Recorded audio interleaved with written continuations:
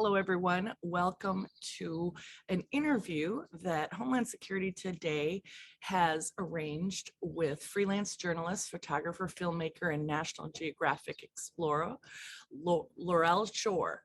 It's really great to see you. Welcome to the show. Thanks for having me. Yes. So as many of you have seen, Homeland Security Today has taken a huge interest in the Russian invasion of Ukraine. We have stood up an entire section covering the invasion, the war, the atrocities, what many people are calling the genocide in Ukraine. And we have also done some humanitarian work, taking 2 trips to Poland to bring tourniquets and also water filters. We're also raising money for the cause for folks in Ukraine suffering constantly under this unprovoked attack. And so we're very excited to learn about a project that Laurel is doing called Resistance. And Resistance is following everyday people who one day are doing their career and the next day have turned into fighters to defend the freedom of Ukraine. So Laurel, thank you for doing this project. And can you just tell us a little bit more about the mission of the project? Sure. Thank you so much for having me. So Resistance, it was an 8-episode podcast series, as well as a short documentary that we filmed on the ground. And it basically just follows regular people in Ukraine in the first 6 weeks of the war, and just really getting a sense of what it's like for normal Ukrainians to live through this war, what it means to resist, not just on the front lines, not just with guns, but also in different ways. So for me, it was just a really more intimate way of looking at the war than other reporting that I'd seen, especially in those early days. It's really to give a sense of what it's truly like to be Ukrainian when your country is invaded by Russia. Absolutely, and such an important perspective, given this seems like a war that really is being fought by everyday people and volunteers and, donations of equipment, of military equipment. So it's kind of an unprecedented war in that the average person is turning into a warrior. Absolutely. And I think that was what was really fascinating about doing the reporting for this is realizing, this war is in so many ways a throwback to kind of warfare that we're not used to. There's trench warfare. It's people really fighting on land, but at the same time, there are people who are resisting by, for example, now refusing to speak in Russian, even if that was their mother tongue, their first language, their whole lives. There's people resisting by recording podcasts to fight the information war in their own way. There are people who are recording music. There's people 3D printing devices to help people demine. So there's all these different ways that are just so creative, so resourceful. And to me, it was truly inspiring to see. Well, Ukrainians are not going to go down without a fight. And I think that was a huge miscalculation. After years and years and years of being oppressed by the Russians, they're not going to go back. And so the many people who are kind of trying to appease whatever they're trying to appease by saying, Ukraine should give up territory or Ukraine should just give up. That's not the spirit of the Ukrainian people, and certainly not the spirit of democracies around the globe. So I don't see, the resistance stopping very soon. And you going into Ukraine. So what is something that you found that was just really fascinating about what you learned talking to all of these resistance fighters?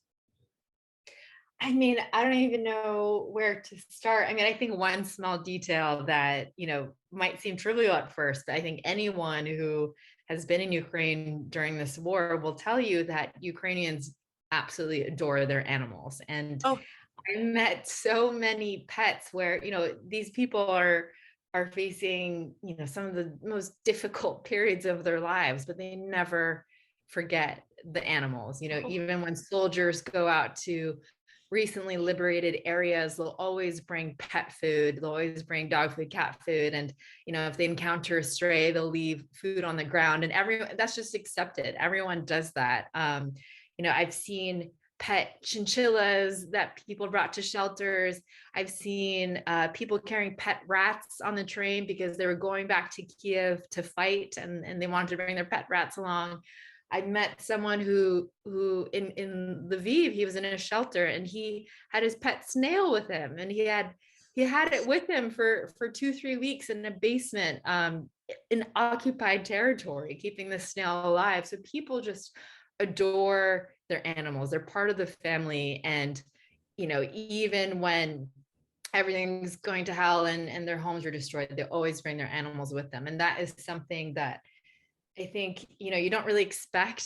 And it was truly just amazing to see, and it really also, it's a personal detail that kind of drives it home too. I think a lot of us have beloved pets, and we don't really know what we would do in a war, but Ukrainians showed what they would do. Absolutely. Well, leave no man behind. No man, no pet, no grandma. Yeah. Yeah, I've seen a lot of stories of the babushka too. So the babas in their homes, and they're feeding the soldiers, or the soldiers are bringing them food. It truly has shown, like you say, kind of this spirit that people weren't aware of. And we're seeing, people like you, and certainly the advent of TikTok and some of the other platforms that allow people to show what's happening on a level never seen before. So did you notice that in your travels as well? Yeah, absolutely. I think another thing that really struck me was just, the creativity and the resourcefulness and the sense of humor really that Ukrainians maintain despite everything. There's a lot of memes.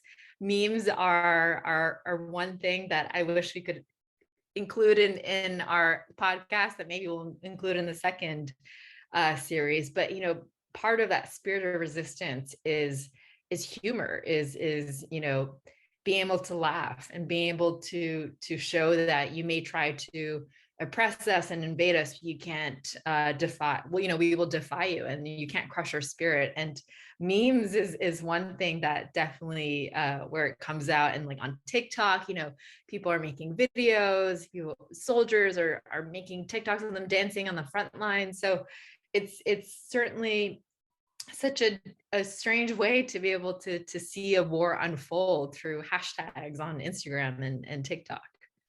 Absolutely. When we left for our trip, we actually opened a TikTok account so that people could follow us.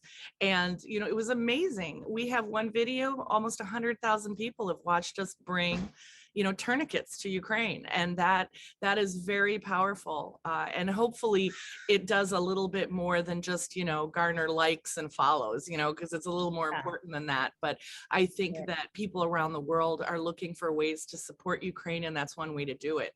So that's incredible. I do want to add, part of our project is also a TikTok account called Voice Notes from Ukraine. And we have people on the ground, Ukrainians, who are collecting videos, just quick, casual videos from regular Ukrainians all over the country up to the front line, of people just telling their story in their own words. And again, I think social media has allowed the whole world to see this war from a much more intimate perspective than any other war has been told. The story. Absolutely.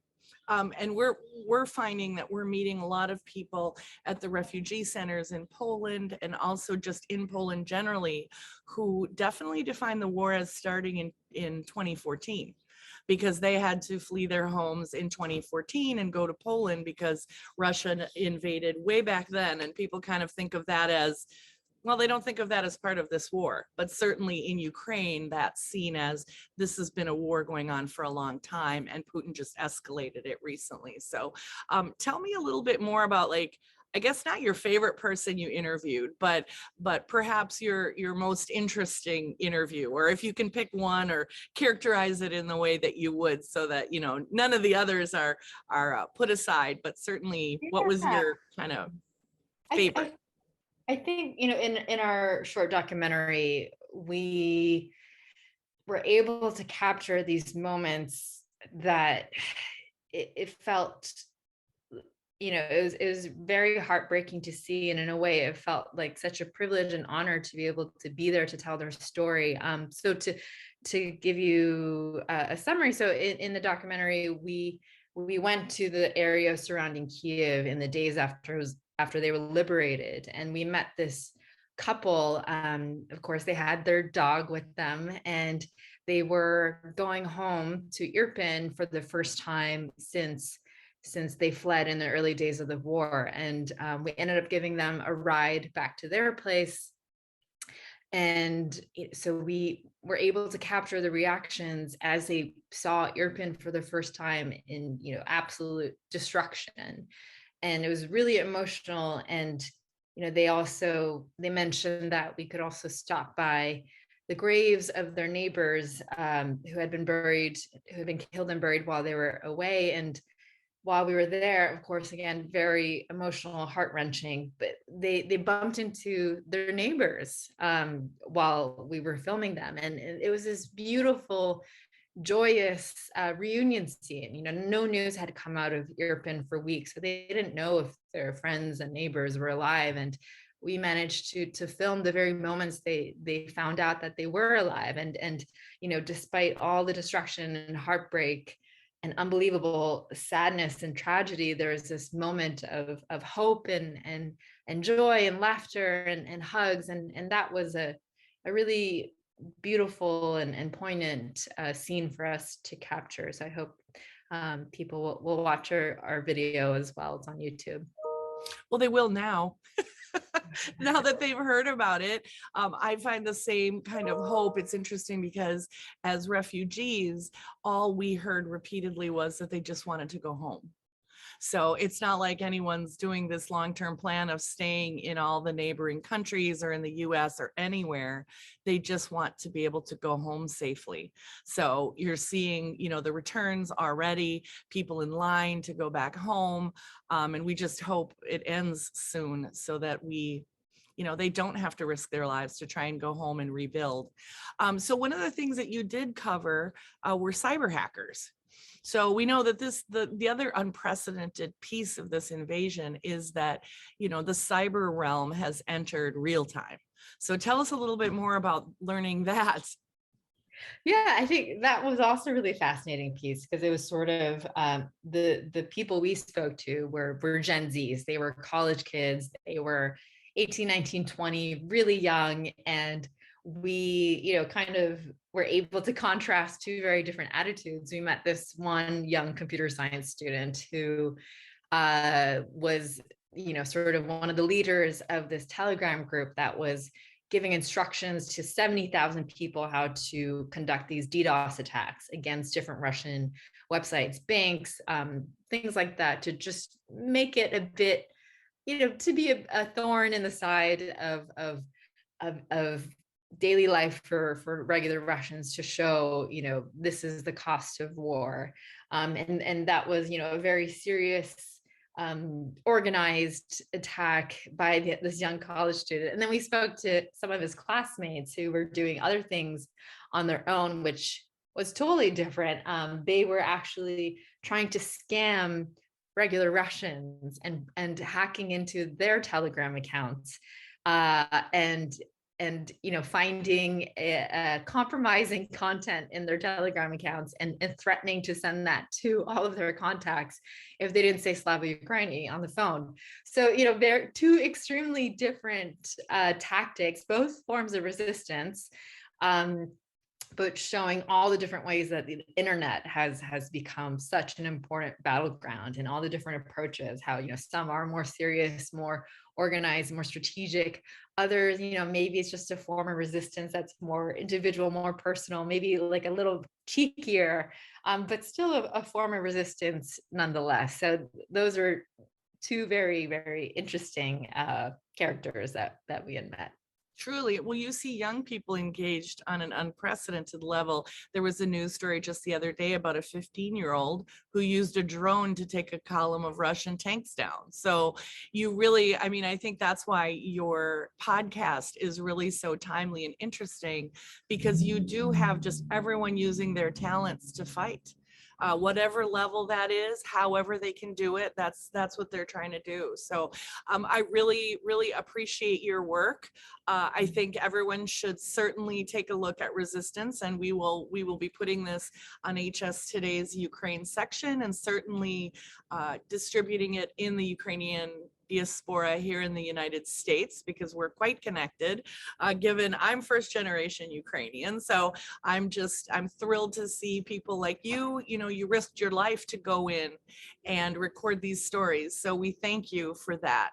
This is certainly a piece of history, and we appreciate the time and the care that you took to talk with ordinary Ukrainians and learn more about the spirit, and learn more about Ukraine. So thank you so much for your work, and Slava Ukraini. You don't have to bribe me or do anything for me to say that. But thank you so much for your work, and I look forward to seeing what you do next. Thank you. Thanks so much for having me. Of course.